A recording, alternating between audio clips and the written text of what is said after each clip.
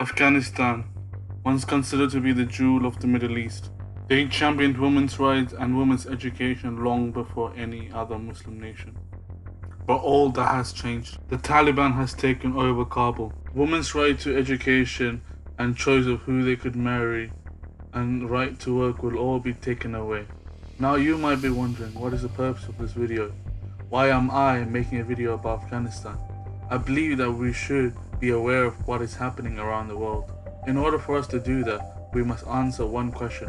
How did we reach this point? Join me whilst I tell you the story of Afghanistan, the key events and characters that caused this mess that we see today. Let's go back to the year 1953.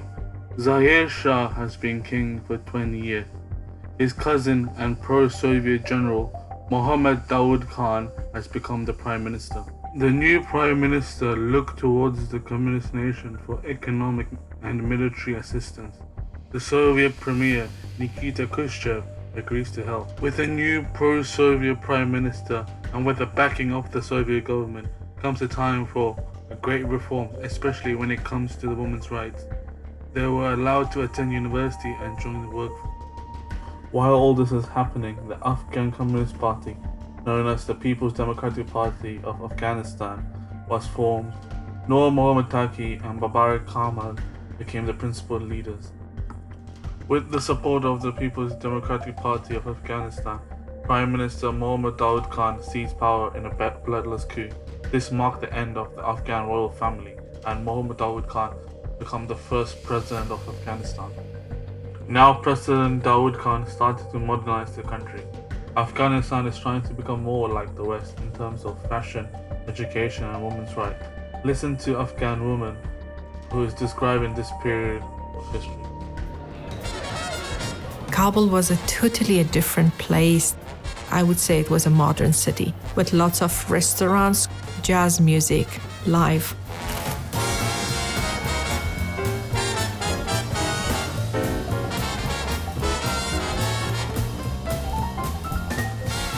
Inside, whenever the door was open, two things I remember. First, the big, loud, live jazz sound music, which was playing live.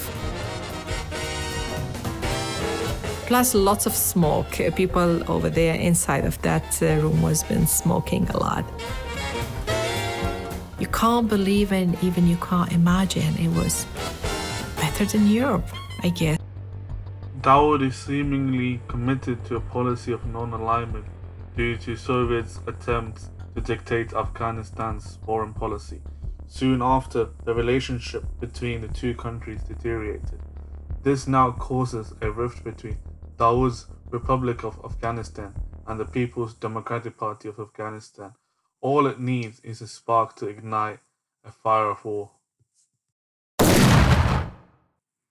That spark happened on the 17th April 1978 when a prominent leader of the PDPA, Mir Akbar Kabir, was murdered.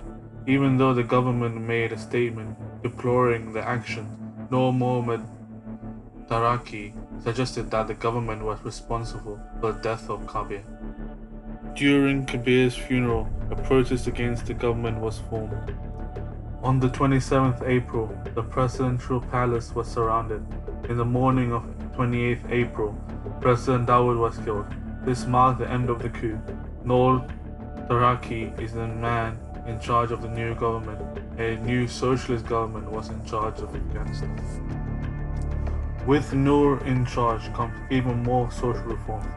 Traditional practices that were deemed feudal, such as bridal brides and forced marriages, were banned. Minimum age for marriage was raised. Further reforms on education for both men and women. Sharia law was abolished and men were encouraged to cut off their beards.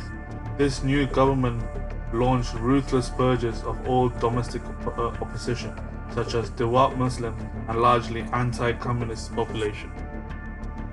Over in the Afghan countryside, many people are still practicing a strict fundamentalist form of Islam and do not like the changes that are happening in Kabul. They believe that Kabul is moving away from the teaching of Islam. they watch devout Muslims being killed for their beliefs and want to do something about it.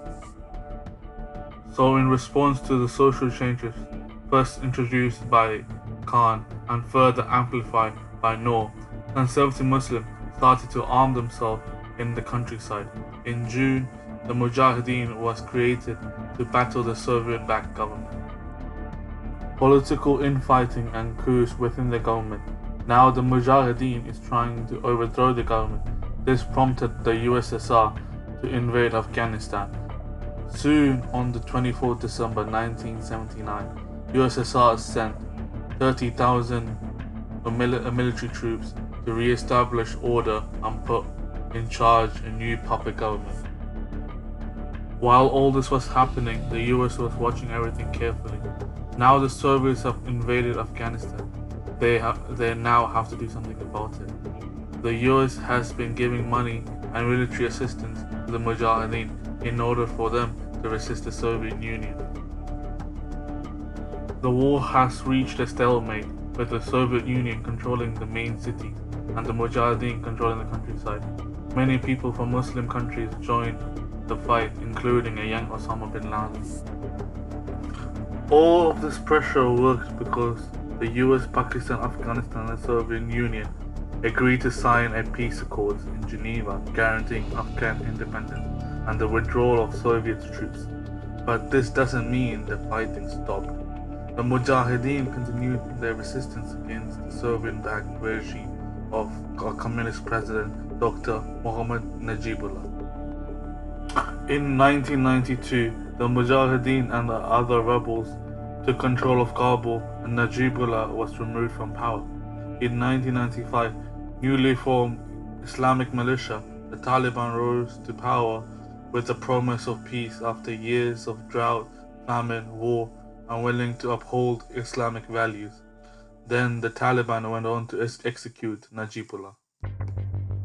Meanwhile, Al-Qaeda, led by Osama bin Laden, was attacking 2 American embassies in Africa, but the worst attack is yet to come. On September 11, 2001, when 2 planes crashed into the World Trade Center, around 3,000 people died. The US responded to this attack by declaring war on terror and promised to capture bin Laden and end Al-Qaeda. So the US and their allies become even more involved in the Middle East, causing this region to become even more unstable. The search is underway for those who are behind these evil acts. I've directed the full resources of our intelligence and law enforcement communities to find those responsible and to bring them to justice. They started targeting Al-Qaeda strongholds and fighting the Taliban government, and soon the Taliban government fell, and Hamid Karzai was appointed interim leader. It looks like there's going to be peace in the region. The US military has been very active in the Middle East, especially in Afghanistan after 9/11, because it was a hiding place for bin Laden and also a training place for Al-Qaeda soldiers. But in 2011, US President Barack Obama announced that US troops will slowly leave Afghanistan.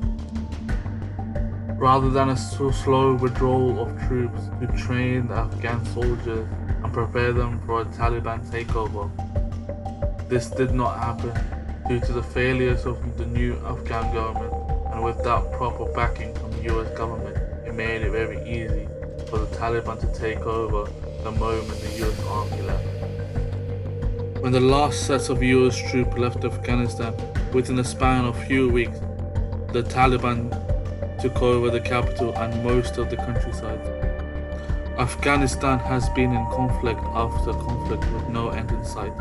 This documentary is not about blaming the people who are responsible, but rather look at the victims of all of this.